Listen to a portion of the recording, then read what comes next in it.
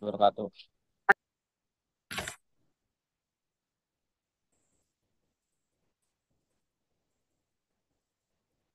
Bismillahirrahmanirrahim.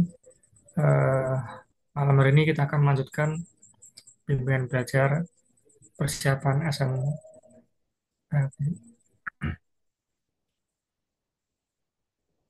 Kita akan belajar di bidang IPA ya. Baik, sebelumnya kita sudah eh, membahas beberapa soal dari pretest kemarin ya. Kita akan lanjutkan membahas beberapa soal yang sudah pernah diajukan di SNMPTB tahun yang lalu. Ya, saya izin share screen. Oke, sebelum belajar, mari kita berdoa dulu. Semoga diberikan ilmu yang manfaat dan berkah. Bismillahirrahmanirrahim. Wabillahi billahi rabbil alamin. Bismillahirrahmanirrahim. Nabi Muhammadin Nabi ya Rasulullah. Rabbi zidni ilman nafi'ah warzuqni fahman. Amin ya rabbal alamin.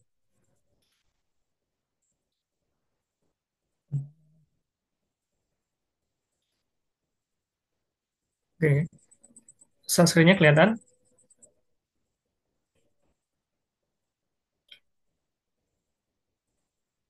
Kelihatan ya. Kemarin terakhir kita bahas di soal ini kan kalau nggak salah ya. Ada di pintu air. Terus kita lanjutkan soal berikutnya. Ini mohon maaf saya nggak pakai pen jadi mungkin eh, saya langsung pakai ketikan. Oke, soal nomor 6 nih. Masjid Ulil Albab memiliki bak penampungan air yang mengalirkan air ke dalam bak mandi melalui sebuah pipa. Setelah 5 menit, air dialirkan ke dalam bak mandi. Volume air dalam bak mandi adalah 33 liter. Dan setelah 9 menit, volume air dalam bak mandi adalah 53 liter. Volume air dalam bak mandi setelah dialiri air selama T menit dinyatakan dalam VT sama dengan V0 plus AKT liter. Dengan V0 adalah volume air dalam bak mandi sebelum air dialirkan dan A adalah debit air yang dialirkan setiap menit. Yang ditanya adalah volume air dalam bak mandi sebelum air dialirkan adalah, oke, kita analisis ya. Tadi diketahui setelah 5 menit dialirkan ke dalam bak mandi, volume airnya adalah 33 liter. Nah, volumenya itu eh, menjadi 53 liter. Nah, persamaannya seperti ini. VT itu adalah volume akhir, V0 itu volume awalnya, A itu debit, T itu waktunya. Oke, kita terapkan coba pada saat eh, 9 menit ya. Saat Oke, 9 Lutan. menit. Menurut dan Menit volumenya foto yaitu 53 liter. Kemudian orang V0-nya volume sebelumnya pada T 5 menit yaitu 33 liter plus A kait dengan T. T itu selang waktunya dari 5 menit ke 9 menit yaitu berapa? 4 ya. Oke. Nah, dari persamaan ini kita pindah ruas dari kita akan mencari debitnya itu berapa?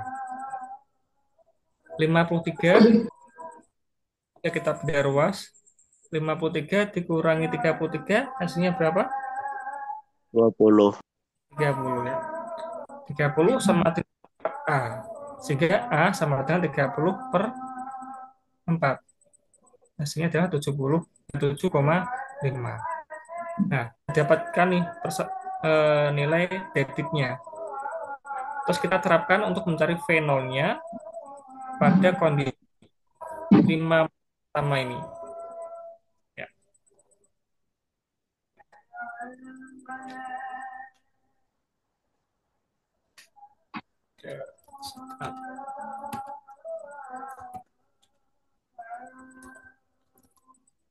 Nah, PT volume akhirnya volume saat 5 menit ini diketahui adalah 33 liter. 33. Kemudian fenol. Berarti fenolnya yang akan kita cari ya di volume air dalam bawah sebelum air dilahirkan. Tulis fenol. Fenol. Lalu tambah dengan A. A-nya berapa? 7,5. Jika dengan T, waktunya berapa? 5.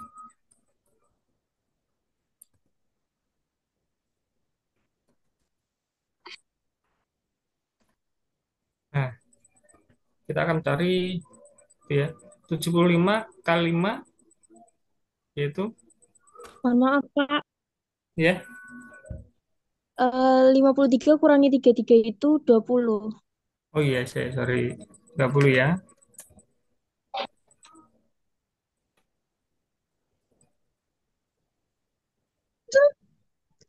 Ya, 20. 20 kurangi 4 bagi 4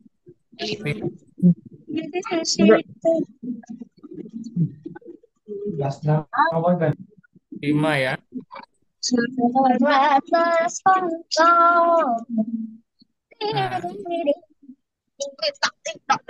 Nah, oke.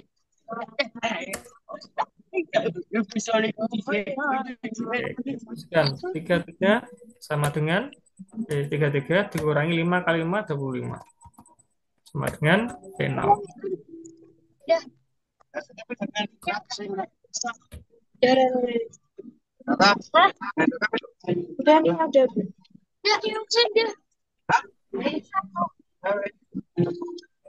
Tiga tiga kurangi 25 berapa? 8 ya. Sabar, sabar, sabar, sabar, sabar. V0. Gimana? Nah, jadi jawabannya kecepatan awalnya adalah volume awalnya adalah 8. Jadi eh, untuk menyelesaikan soal ini kita harus teliti apa itu persamaannya seperti apa, kemudian kondisi seperti apa. Pasti eh, kita substitusi maupun substitusi kita terapkan ini. Saya sama dengan fenol plus AHT.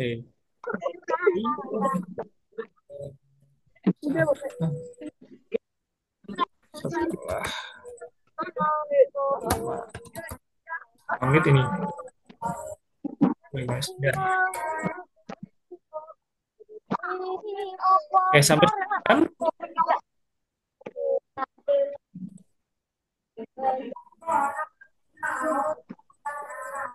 paham ya sampai sini ya.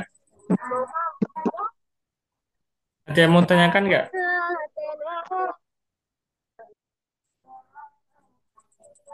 Jawabannya 8 liter. Oke, lanjut nomor 7. Terdapat dua bola, yakni bola A dan bola B yang memiliki massa dan ukuran yang sama. Bola A memiliki rongga, sedangkan bola B bersifat pejal atau tidak berongga. Kedua bola tersebut dijatuhkan. Kedua bola tersebut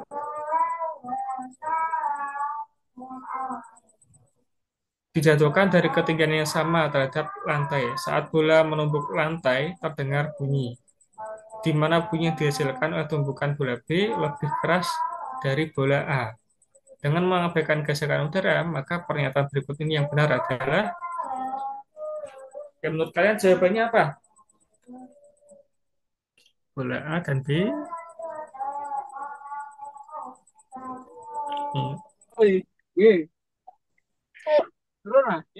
Tapi ada yang nggak masuk. Apa? Sedikit banyak sakit kok. Saat bola menumbuk lantai, terdengar bunyi. Sakit. Satunya mungkin Di bola B, dia ada bunyinya, dan sekolah bunyinya atau dia lebih keras daripada bola A. satunya lagi mungkin lupa nggak sekolah sih. Dia nggak bisa. Oke, pernyataan A. Bola B menumbuk lantai dengan kecepatan lebih besar dari bola A. Belum saya nggak usah weh. Yang lain bisa di mute aja. Kalau tidak bertanya atau apa, bisa lebih fokus ya. Untuk menganalisis ini, kita menggunakan hukum tekanan energi ya. Energi, hmm, energi itu tidak dapat diciptakan maupun dimusnahkan. Energi yang bisa berubah bentuk dari suatu energi menjadi energi yang lainnya. Ini macam-macam energi, ada energi kinetik, potensial, cahaya, listrik, bunyi, kimia, panas, dan angin. Kalau energi kinetik adalah energi yang dimiliki benda yang bergerak. Kalau energi potensial berarti energi yang dimiliki benda saat dia diam pada ketinggian tertentu. Rumusnya masih kan nggak energi kinetik?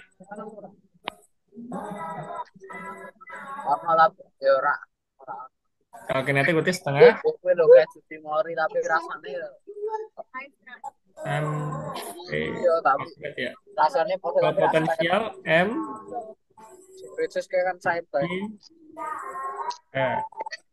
setengah massa kecepatan kuadrat. Kalau potensial massa gravitasi ketinggian.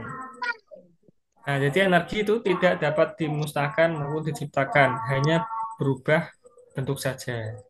Oke, kita kembali ke soal yang sebelumnya. Bimbel. Oh ya, ada bimbel loh. Nih, Ini bimbel. bola A dan B memiliki massa dan ukuran yang sama. Bola A memiliki rongga, sedangkan bola B bersifat pejal atau tidak berongga. Kedua bola tersebut dijatuhkan ketinggian yang sama Apaan dari lantai. sih? Nah, ini ada ketinggian yang sama, berarti dia punya energi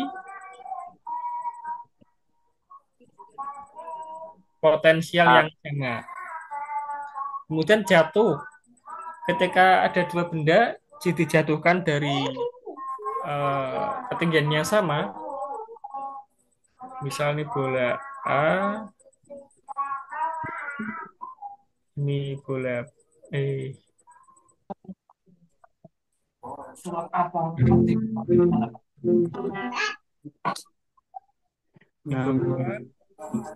bola B.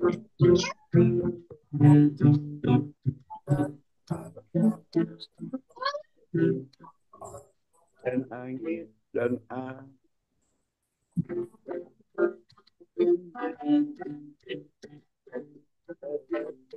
Ketika dijatuhkan dari ketinggian sama,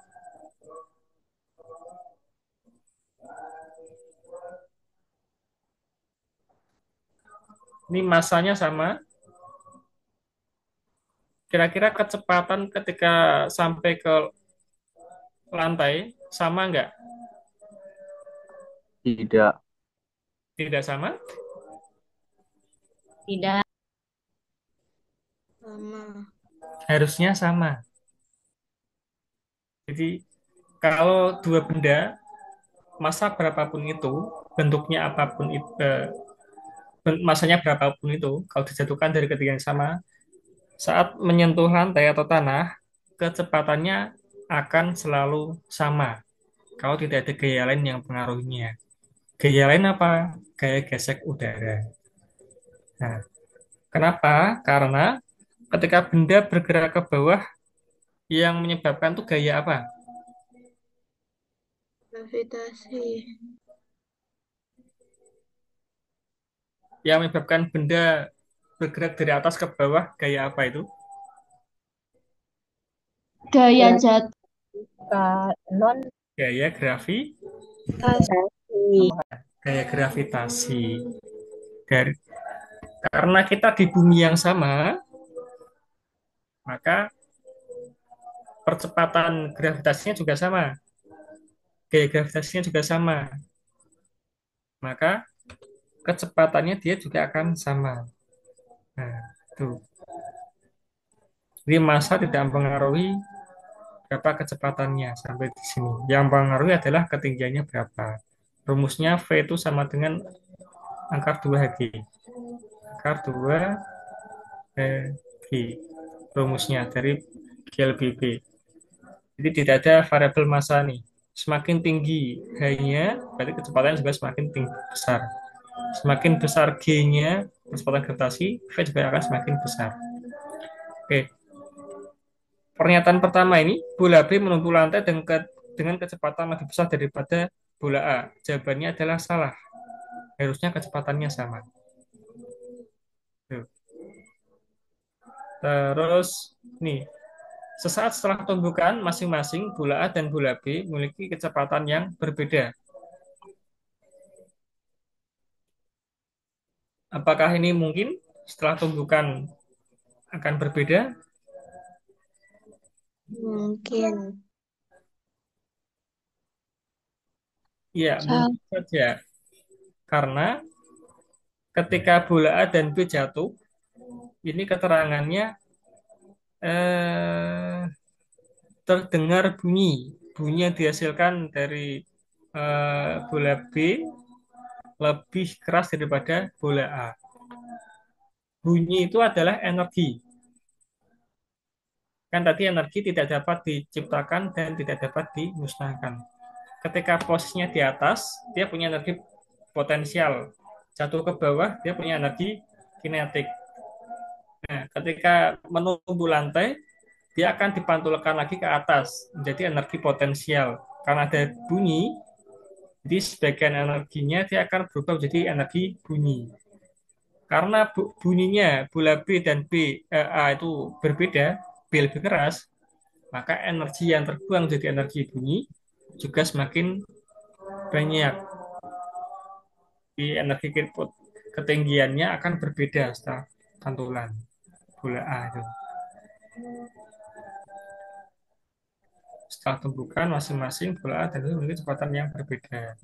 Kemudian yang C setelah tumbukan bola B akan memiliki ketinggian maksimal yang lebih besar daripada bola A. Belum tentu yang C ini, tergantung elastisitasnya. Kemudian yang D, pada saat salah satu bola jatuh dan mantul kembali terjadi perubahan energi potensial menjadi energi kinetik, kemudian berubah menjadi energi potensial dan energi bunyi. Nah, ini juga betul jawabannya. Ini jatuh dan mantul kembali potensial menjadi kinetik. Ketika di sini energi potensial, kemudian diubah menjadi energi kinetik.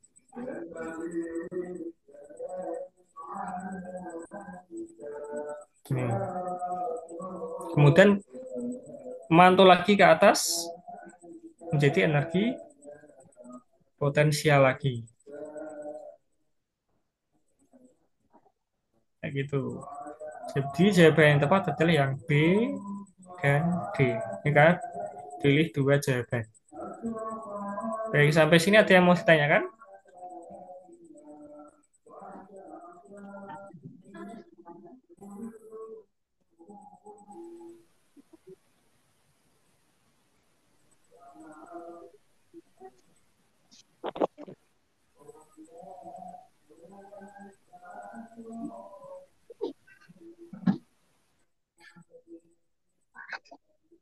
Ada yang mau tanyakan? enggak. Oke, kita lanjut ya.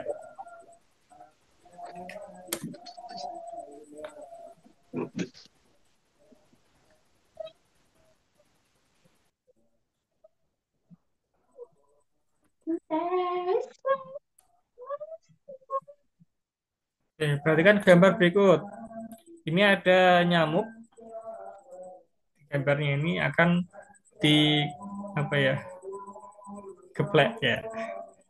Pada gambar di atas, Ernest berusaha menangkap nyamuk yang bergerak lurus secara bolak-balik dengan kecepatan konstan 0,3. Jadi eh, diasumsikan nyamuknya ini hanya bisa bergerak bolak-balik saja, kanan kiri, tidak tidak ke arah yang lainnya. Dengan kecepatannya 0,3 meter per sekon, tegak lurus dengan kedua telapak tangannya. Oh, oke. Hmm. Oh, geraknya tegak lurus dengan kedua telapak tangannya. terpisah 10 cm satu sama lain. Jika tangan Agnes bergerak saling mendekat dengan kelajuan konstan 0,1 meter per sekon, maka suatu ketika nyamuk terjepit di antara kedua tangan. Waktu yang dimiliki nyamuk sebelum tertangkap adalah di SMP sudah dapat GLB kan ya, gerak lurus beraturan. Terus benda dua benda yang berpapasan ketika bergerak, udah dapat itu belum? Ya, sedikit saya ulas ya. Di gerak lurus beraturan, V, kecepatan itu sama dengan jarak bagi dengan waktu. Nah, pada kasus berpapasan, misal VA geraknya kanan, VB ke kiri, dengan jarak S, maka waktu ketika berpapasan ini sama dengan S bagi dengan VA plus VB. Ini kayak S sama dengan T kan sama dengan S per V ya. Nah, karena V-nya ini berdekatan, saling mendekati, maka kita jumlahkan. Ini. Sampai sini konsepnya bisa dipahami nggak? Untuk untuk mencari kapan dia berpapasan.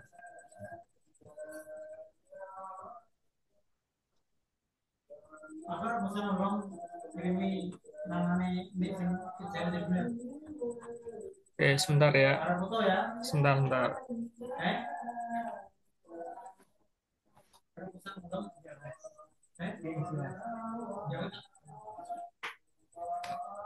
Oke, maaf. Halo, kita lanjut ya. Konsep berpapasan bisa dipahami? Sudah. Tidak. Kayak misal si A dan si B ini, dia bergerak dengan kecepatan VA dan VB. Kalau VB-nya dia eh, apa itu saya mendekati ini kan berarti kayak jarak segini, dia dilewati dengan kecepatan VA plus VB kayak gini.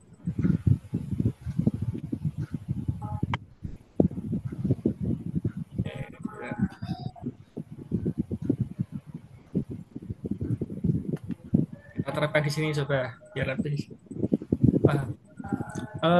Di sini diketahui kecepatan nyamuknya adalah 0,3 meter per sekon. Tegak lurus dengan tangan. Kecepatan tangannya saling mendekat itu 0,1 meter per sekon. Jarak antara telapak tangannya adalah 10 cm. Yang ditanyakan adalah waktu nyamuk sebelum tertangkap. Nah, tadi T itu sama dengan S dibagi dengan VA plus VB. Jaraknya adalah 10 cm. VA. VA itu berarti kecepatan tangannya ya. Ini VA.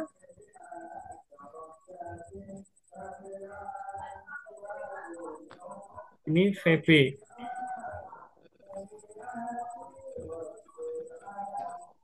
Ini kecepatannya sama yaitu 0,1 kali VB. Berarti VA plus VB berapa? 0,1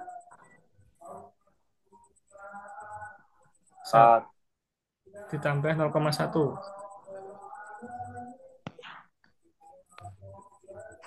Jadi 10 dibagi dengan 0,2.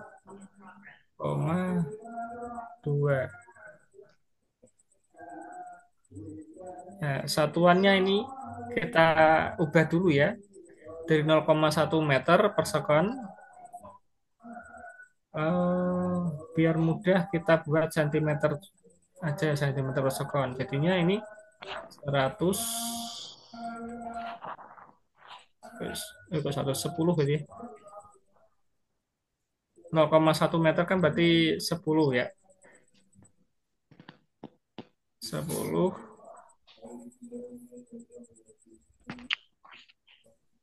sentimeter per sekon.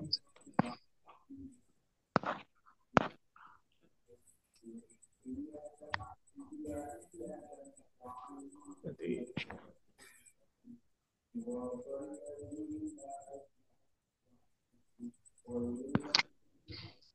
20. Berarti jawabannya adalah setengah.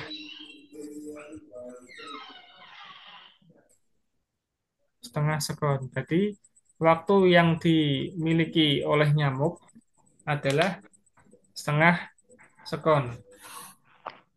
Itu. Ada yang mau ditanyakan? Maaf mau tanya, Hmm, itu VA plus VB bukan 0,4 atau 40? 40. 40 dari mana? Nah kan V-nya kan VA kan berarti V tangan plus V nyamuk.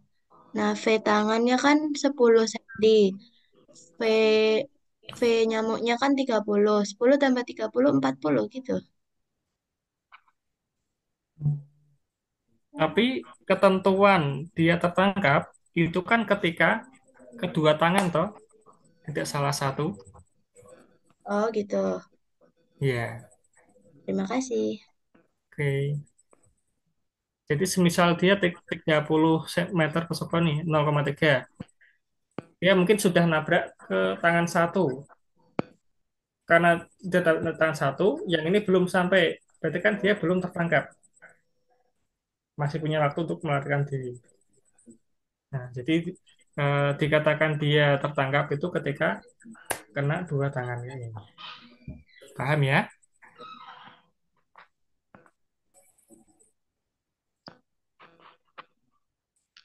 Oke, kita lanjut.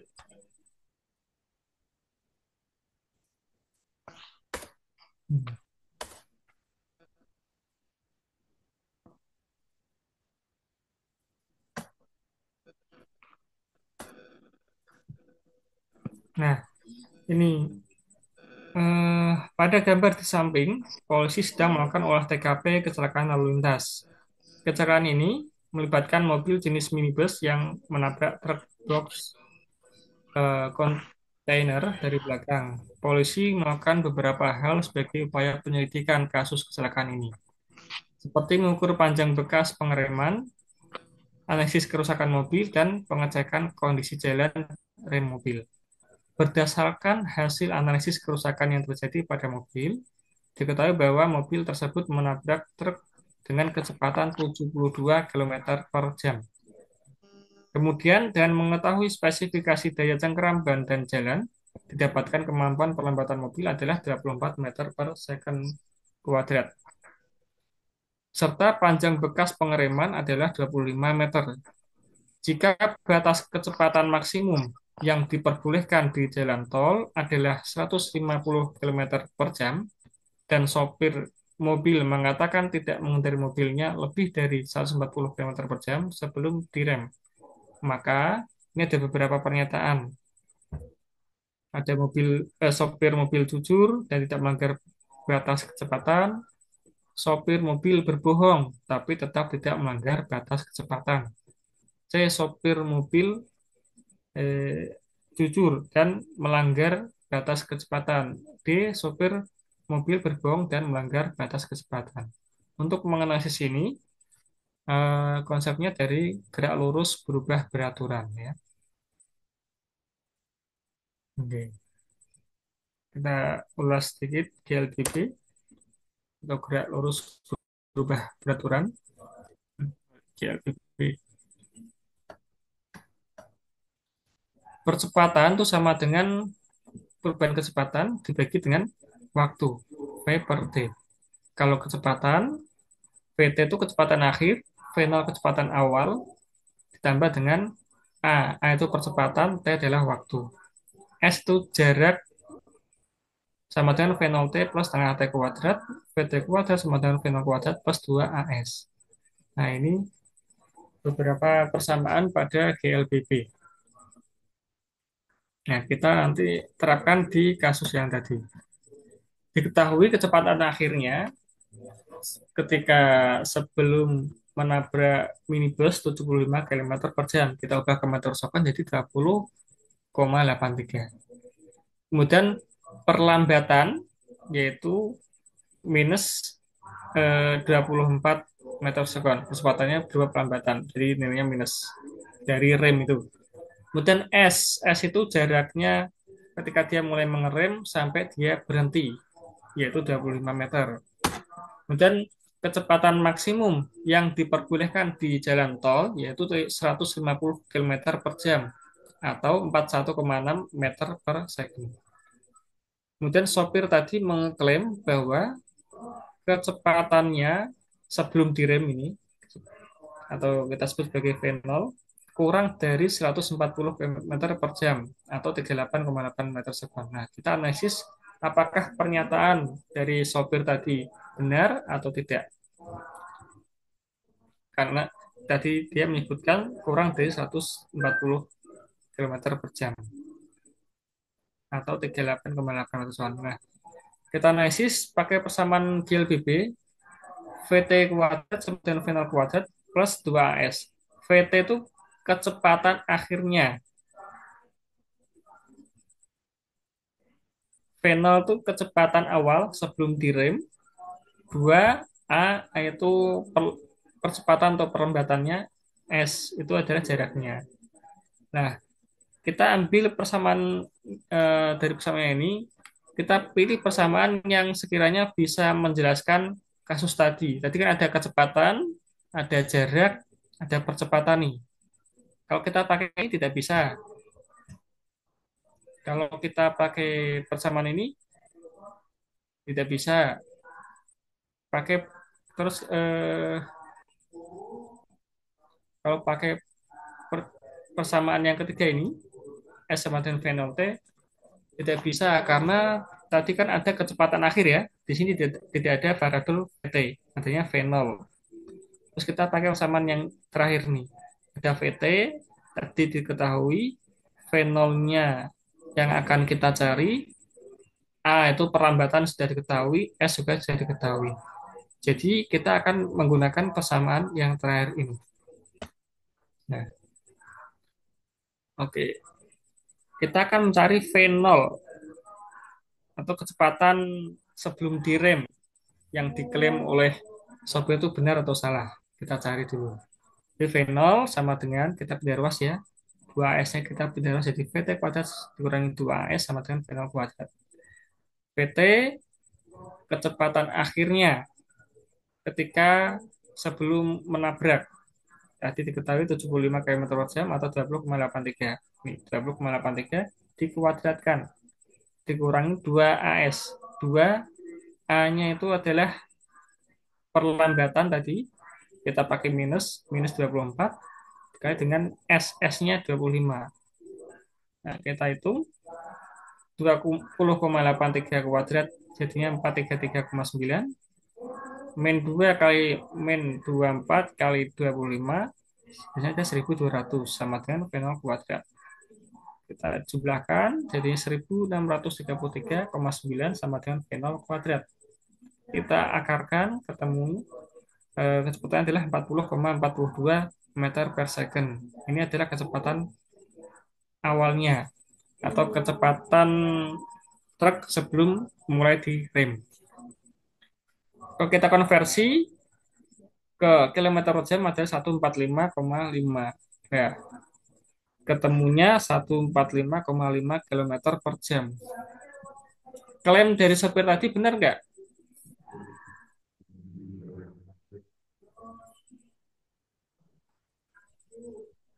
Tadi sopirnya ngeklaim bahwa kecepatannya kurang dari 140 km. Sedangkan berdasarkan data yang kita dapatkan, eh, kecepatannya adalah 145. Jadi pernyataannya salah. Salah. Ya, salah. Tapi dia kecepatan 145 melebihi batas maksimumnya enggak? Tidak. Enggak. Ya, berarti jawabannya nih, sopir bus, sopir mobil, truk ini berbohong, tetapi tetap tidak melanggar batas kecepatan. Tuh. Sampai sini bisa dipahami?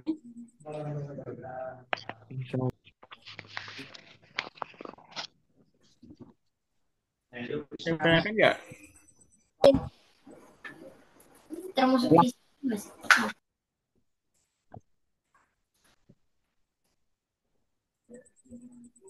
Sudah jelas? Nah, jadi saran saya rumus ini dari GLBB kalian hafalkan ya. A sama dengan VT per T, VT sama dengan V0 plus AT. Biar mudah diingat, kuat ya. V0 plus A kali T. S sama dengan V0 T plus setengah AT kuadrat. Nah, kalau kalian hafal ini, nanti untuk mengerjakan soal GLBB, kalian cari persamaan yang sekiranya memuat beberapa variabel yang akan dicari dan Emang IPARIS? tadi ya kita akan Ini cari ada nih. ID-nya apa? rumusnya, ada V0-nya, ada satu, dua, dan tiga ini. Terus diketahui tadi ada VT. Yang ada VT mana? Antara ini dengan ini. Nah, kemudian diketahui ada S-nya. Oh, ini nggak ada S-nya. Berarti bukan ini. Kita pakai yang ini. Gitu. Oke, kita lanjut. Perhatikan gambar berikut. Pada gambar di atas terdapat dua lift yang bersebelahan. Di dalam kedua lift tersebut terdapat beban 2 kg yang digantung pada atap lift menggunakan tali. Lift sedang dalam keadaan dipercepat 5 meter per sekon ke bawah. Sedangkan lift kanan bergerak ke atas dengan kecepatan konstan yaitu 2 meter per sekon. Jika percepatan gravitasi bumi adalah 10 sekon, maka perbandingan tegangan tali pada lift kiri terhadap lift kanan adalah, kita menganalisisnya menggunakan hukum Newton. Hukum Newton yang pertama seperti apa?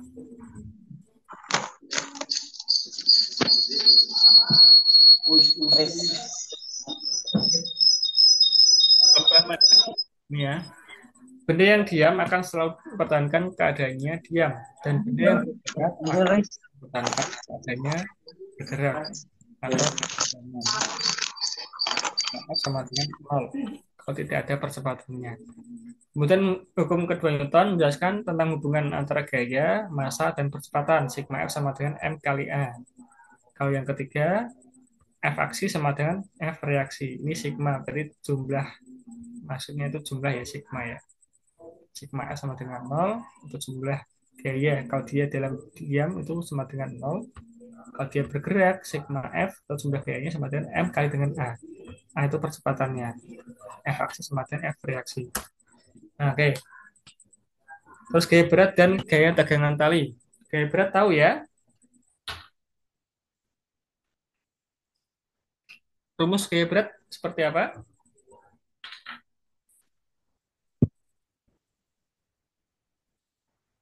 Massa kali gravitasi. Oke, gaya berat dan tegangan tali pada kasus ini dia termasuk gaya aksi reaksi. Tegangan tali misal ada sebuah benda, beban, kita ikat dengan tali, kita gantungkan. Jika benda diam atau bergerak dengan kecepatan konstan, A sama dengan 0, maka sigma F sama dengan 0. F di sini ada dua gaya. Pertama, gaya tegangan tali, kedua, gaya berat.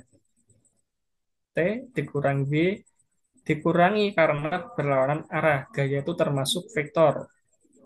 Vektor itu arah mengaruhi. Kalau berlawanan arah, dia di minus. T dikurangi V sama dengan 0.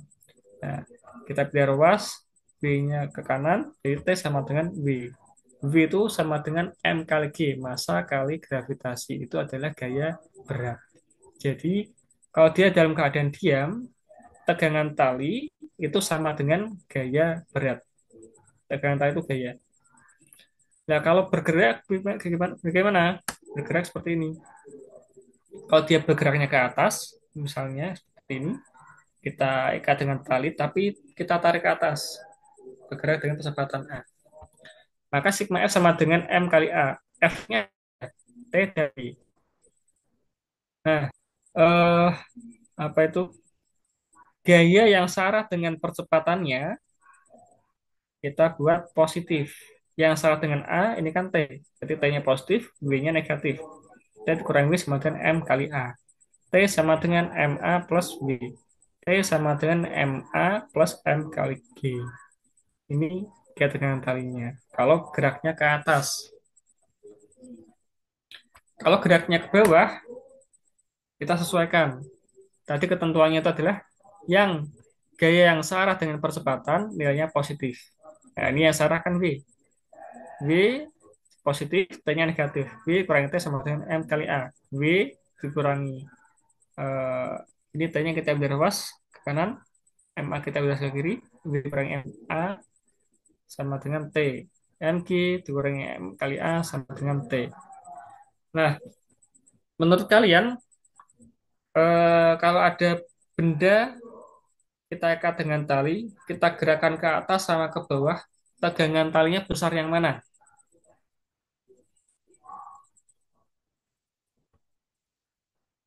Sama. Ke bawah,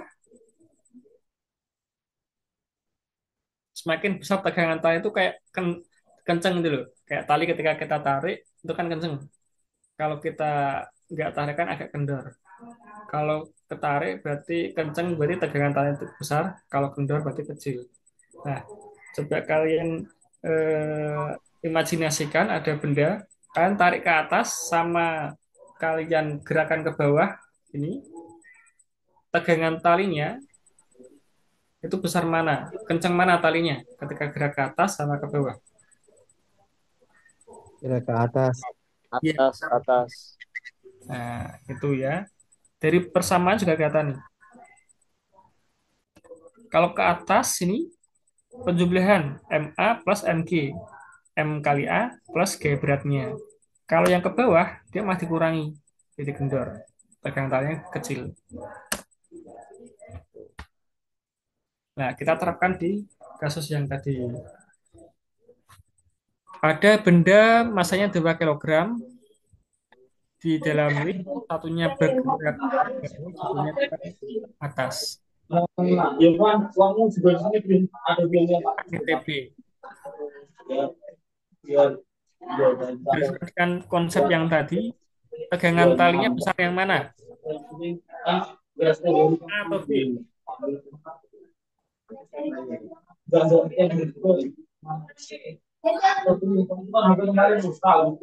Besar mana tegangan tali A dan tali B?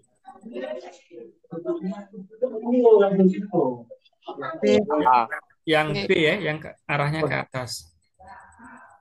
Nah, di soal tadi coba kita teliti ya. Satunya dia lift kiri sedang dalam keadaan dipercepat, punya percepatan 5 meter per sekon ke bawah. Sedangkan lift ke kanan bergerak ke atas dengan kecepatan konstan. Kalau punya kecepatan konstan, apakah dia punya percepatan?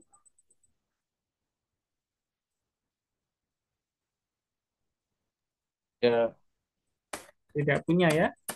Jadi yang kanan, dia itu geraknya ke atas, tapi tidak punya percepatan. Karena dia kecepatan konstan, yaitu 2 meter per sekon.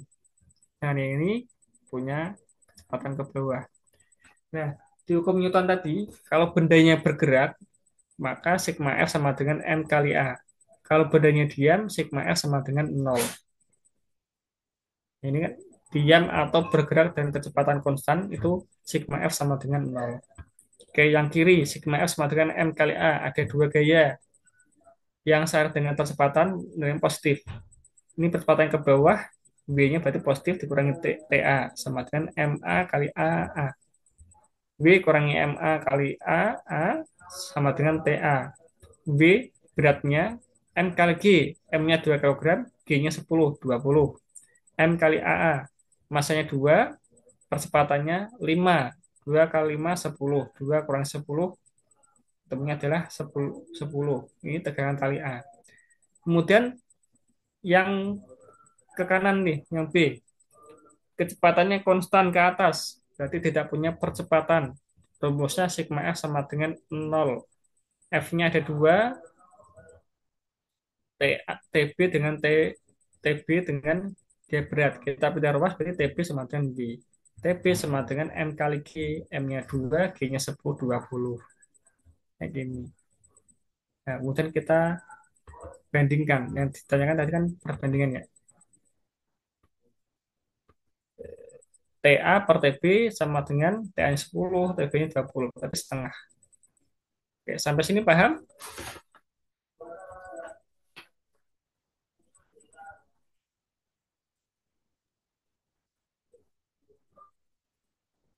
Oke, kita lanjut.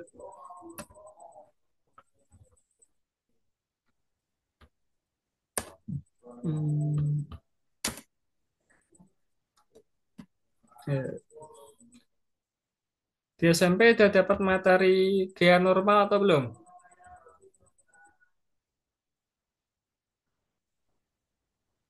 Belum. Belum ya. Oke. Gaya normal itu adalah gaya yang bekerja pada bidang yang bersentuhan antara dua permukaan benda yang arahnya selalu tegak lurus dengan bidang sentuh. Misal ada box ini warna biru, kita taruh di atas lantai, karena ada percepatan gravitasi, maka ada gaya berat. Nah, hukum Newton yang ketiga kan tadi ada aksi dan reaksi. Aksi sama dengan minus reaksi. Aksinya gaya berat, reaksinya gaya normal. Nah, gaya normal ini akan selalu tegak lurus terhadap bidangnya. Kalau bidangnya miring kayak gini, gaya normalnya juga tetap tegak lurus. Arahnya ke sini. Nah, kalau posisi kayak gini, lurus, W sama dengan N. Kalau kayak gini, ini W-nya harus diuraikan dulu ke sumbu X dan Y pakai trigonometri. Oke, kita fokus yang sini dulu, tidak bukan di bidang miring. Eh, Gaya normal itu kayak ketika kalian berdiri, kan kaki kalian kayak ada merasa tekanan, ya tekanan karena kalian punya gaya berat, kemudian ada gaya normal. Gaya normal itu kayak tekanan tekanan yang kalian rasakan di telapak kaki. Itu gaya normal. Nah, kalau kita terapkan di lift, misal ada box ini di dalam lift, atau manusia, kalian juga bisa di dalam lift, dia kan kalian punya gaya normal ya. Nah, untuk menganalisisnya, eh, karena dia bergerak, sigma S sama dengan M kali A, yang searah dengan percepatannya positif, yang berlawanan negatif. V kurangi N sama dengan M kali A. Kalau yang ini arahnya ke atas, berarti yang positif adalah N. Nah, jadi ini sebenarnya hampir sama dengan yang tegangan tali tadi. Ketika kalian naik lift, liftnya bergerak ke atas sama bergerak ke bawah, tekanan tekanan yang dirasakan telapak kaki kalian besar yang mana?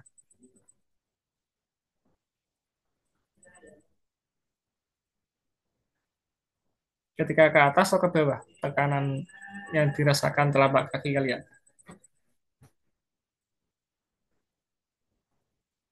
Yang bergerak ke atas Bawah. ya. Itu kayak tegangan tali tadi. Ketika bergerak ke atas, tegangan talinya akan tinggi. Oke. Ini masih dengan gaya juga. Soal nomor 12, setiap alat transportasi memiliki standar keamanannya masing-masing, seperti kondisi kendaraan dan jumlah beban maksimum yang diperkenankan. Salah satu alat transportasi tersebut adalah kereta api. Gambar di atas menunjukkan gambar kereta yang hanya terdiri dari satu lokomotif dan tiga gerbong. Dikarenakan perbedaan jumlah penumpang di masing-masing gerbong, massa ketiga gerbong kereta menjadi berbeda. Massa gerbong depan adalah 4.000 kg.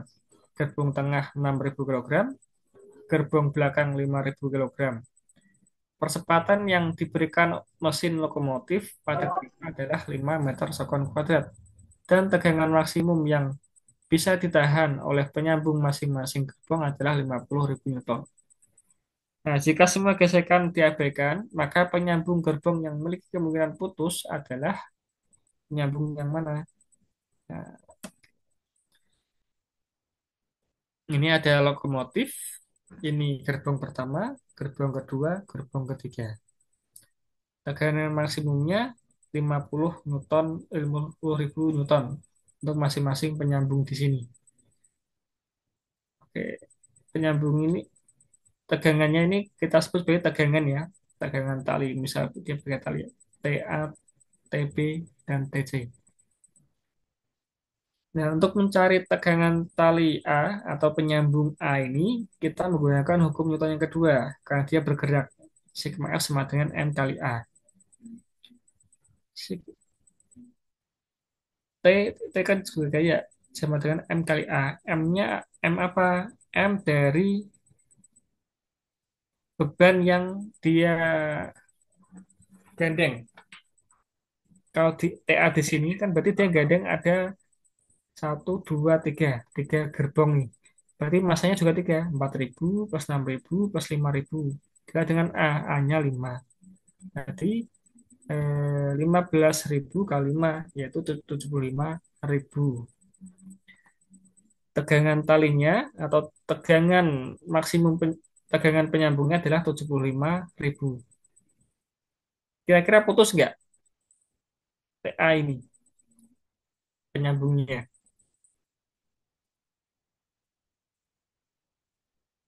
Putus ya, karena melebihi maksimumnya. Maksimumnya 50.000, tapi dia bebannya jadi 75.000.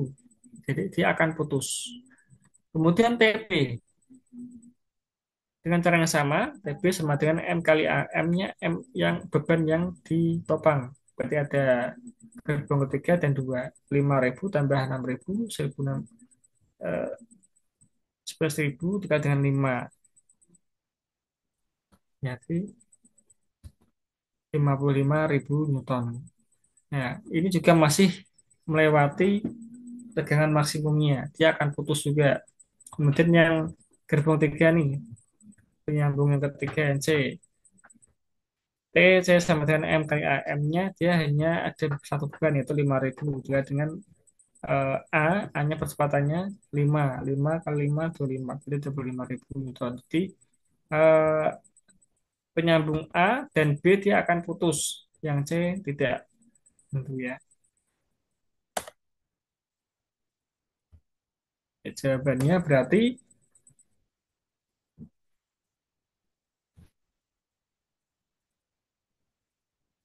penyambung gerbong tengah dan pan depan dia akan putus. Ini jawabannya adalah yang B.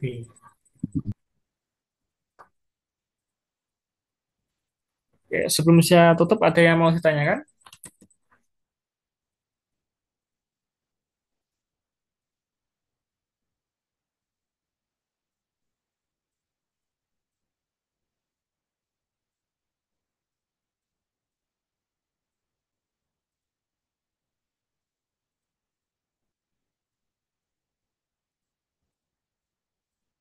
Tidak ada?